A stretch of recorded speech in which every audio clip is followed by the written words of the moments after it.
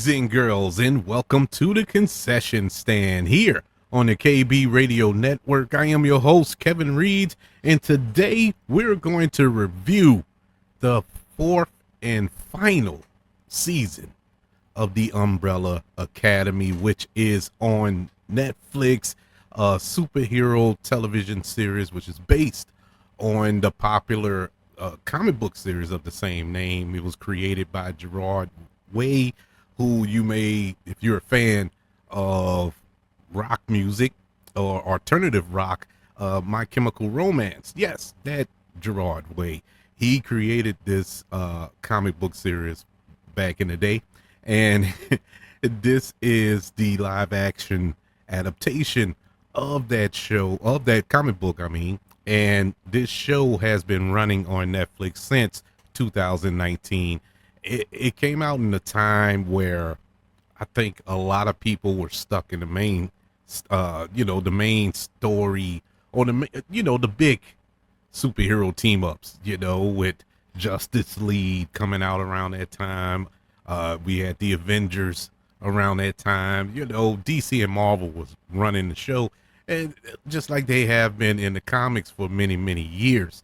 But this show really shined the light on your kind of underneath comics, those underdog comic, Dark Horse and things of that nature. And this was one of those shows. I didn't follow this particular comic book series, even though I heard of it. I didn't follow it on print. But when I heard about this show being developed at Netflix, I'm like, okay, there's something different. And, it's good that we got the Avengers films and the DC films, the Justice League and the Batman v Superman movies and all that stuff, for better or worse. But to see superheroes in a different light is a breath of fresh air. You need something new and fresh. And the Umbrella Academy, it revolves around a dysfunctional family of adopted sibling superheroes who reunite to solve the mystery of their father's death and the threat of an imminent apocalypse. And that's pretty much the synopsis for every season going forward. That was it. They faced an apocalypse every single season. And we get to this final season of the show. I love this show. I always did love the Umbrella Academy for a variety of reasons. One, the actors and actresses attached to this. They are tailor-made for these roles. You have Elliot Page, Tim Hopper, Emmy Raver, Lampman, Robert Sheehan, Aidan Gallagher, many, many more. This cast, in particular, the Umbrella Academy, were awesome. The chemistry between these actors and actresses were amazing. I loved their chemistry. They felt like brothers and sisters. They felt like a dysfunctional family, or what we like to call in my house, a family. They felt like a real lived-in family.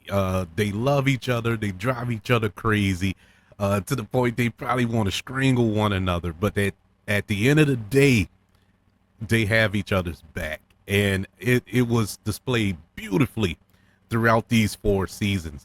My favorite character throughout the entire show, from season 1 to 4, is number 5. Is number 5, because he's the one that is detached the most.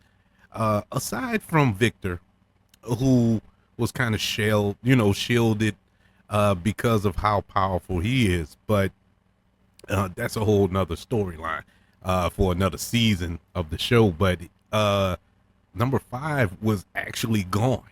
He was actually trapped in another timeline, or back in time, or flash forward through time, however it goes. And he was away. He was away so long he didn't even get a name. That's why he's number 5. They call him 5. And so to have this 13, 14, 15-year-old boy, however old he is, on the show. They never clarified that. Um, Interacting with these grown adults, but be leaps and bounds more intelligent than them because he lived literally for decades. I think he lived up to 60 something years old in the timeline that he was trapped in. But when he was able to go back to his original timeline, he was in his 13-year-old self. And so he was trapped in his little kid body, but had the brain, the intelligence of a 60 some odd year old man. And so I love that dynamic. And he played it perfectly throughout, even into this last season where you can clearly see he's older, but he doesn't really look it. I must say, Aiden Gallagher got some good genes because he looks like he didn't age that much throughout these last, 5-6 years. I mean, he looks the same as he did before, but of course he has, he's a little taller, he carries himself a little more grownish, if you will. But I love his character. Love them all. Love all of their characters. Another thing that I love, and I know what you're saying. When are you going to get to the review of the last season? I'm gonna get to it. Just let me give this show its flowers. Another thing that I love about this show is the Elliot Page factor. When this show began, it was Ellen Page as Vanya, and she had powers. She was the same character as Victor. But when Elliot went through the transition in real life, they didn't recast, well, we need a woman for this role, or whatever the case may be. No, they kept her, or kept him, kept him. And it didn't miss a beat from that. It was like everybody just went with it. It was a no-brainer. And I respected it. If you're a viewer and fan of the show, you respected it too, because that's the show anyway. The way the show and that character is, it's to be expected. So it kind of made sense. But I respect the fact that they respected him enough to not just shoo away, not even write it in that was a change. You know what I'm saying? They just went with it. And that's what it was. And everybody else went with it. It was great. And I loved that. I really did. I respected that wholeheartedly. The guest stars throughout the seasons were great as well. I think in season 1, we got Mary J. Blige as the one of the antagonists in the show. And this was my first time really paying attention to Mary J. Blige as an actress. And she did a phenomenal job in her role. I was like, man, Mary J. really can act. And this was before Mudbound, which I believe she was nominated for Mudbound, another Netflix project. But she really nailed that role. In the Umbrella Academy is what I'm talking about. She did in Mudbound too. But man, I was shocked. I thought it was stunt casting, but no, it wasn't. She really did an awesome job. All right, let's get to this final season of the Umbrella Academy. And I said all that, giving this show its flowers, because the final season was all right. And to be fair, none of the seasons really lived up to that first season. The first season was probably the best season of superhero live action shows I've ever seen. I mean, it had every element that you can think of in that first season. The comedy, the action, the storytelling, everything was perfect in that first season. And so you're asking a lot going forward to kind of live up to that first season. So I'm not dinging it. I'm not, I'm not going to say, oh man, it didn't live up to the first season. None of them lived up to the first season. I mean, let's be honest. That was great. That was greatness personified. But as far as a wrap up, this was a good wrap up. You can clearly see that this was kind of a rush job to kind of put a a bow on this show. And once again, hats go off to Netflix because we know Netflix don't care. Netflix will cancel you, don't care about storylines, don't care about a cliffhanger that was left last season. Netflix will cancel you like that and don't care about wrapping anything up. They did with this. They really gave this team behind this show an opportunity to wrap everything up. And I think that's basically what this was. And it deserves it. It honestly deserves it. But it was it just felt like it was thrown together for Exhibit A. Exhibit A here. All of the seasons, prior seasons, 1, 2, and 3, had 10 episodes apiece. Season 4, the final season, 6 episodes. They didn't get the full 10 episode layout. They wrapped it all up in 6. Now, that's not necessarily a bad thing because they wrapped everything up in 6 episodes. Everything that needed to be told about this particular apocalypse that they're dealing with was told in this 6 episodes. There are a couple of things you probably could have helped stretch out a little bit, explain a little bit more in another episode, give them another hour, maybe even 2. In particular, the villains and the twist at the end that came about was kind of convenient, kind of like, okay. But I would have appreciated maybe a little more expedition there. But it's fine. What we got was fine. I just wish it was more to it than what we got ultimately at the end. I don't have a problem with the performances here. I think all the performances were decent. Were hey, dare I say, great. There's nothing wrong with the performances in this show.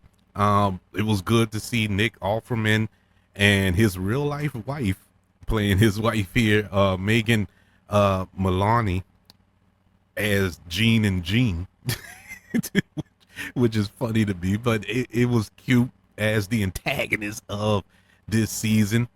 Loved, of course, they got chemistry. They married, so they worked in their roles. Everything worked as far as the acting. The writing was pretty decent, wrapped up pretty well. It felt like they kind of went a little cheap with the special effects, being as though they knew this was the end, so they weren't going to spend a lot of money on the visual effects. Some of the visual effects looked pretty bad. They looked pretty bad in a few shots in this season, but this wasn't a very what's the word I'm looking for here? Visual effects heavy show to begin with, so it's not to be expected to see lasers and all this other stuff. You do see cool powers and all that used.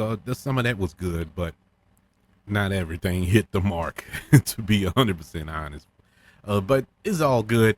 This was, once again, a love letter, I believe, to all of us who watched the show, who were fans of the show, who enjoyed the show. I'm gonna miss it. I'm not gonna lie. I was kind of taken aback by how I got a little emotional at the end. Like, oh man, I wasn't, and I knew this was the final season. I knew this was it, and this was the right time to do it. To be 100% honest, it's time to put the baby to bed. It had a great run. Not everything can last forever. Not all shows are meant to last 50 years on television. So it was time. And the ending, the way it ended, how can I know this is going to send y'all crazy, but it made sense, but it made no sense at all. If that makes any sense. It made sense in the terms of the show, but it made no sense at all. So And this is somebody who watched the show religiously. So I don't blame anybody for hating that ending. I wouldn't be mad at you in the least bit. I'm like, I get it. Yeah, I understand. But for some strange reason, it worked for me. And I have no idea what happened. It's, I mean, I have an idea, but I have no idea. It's the craziest thing. But that's this show is so weird and obscure.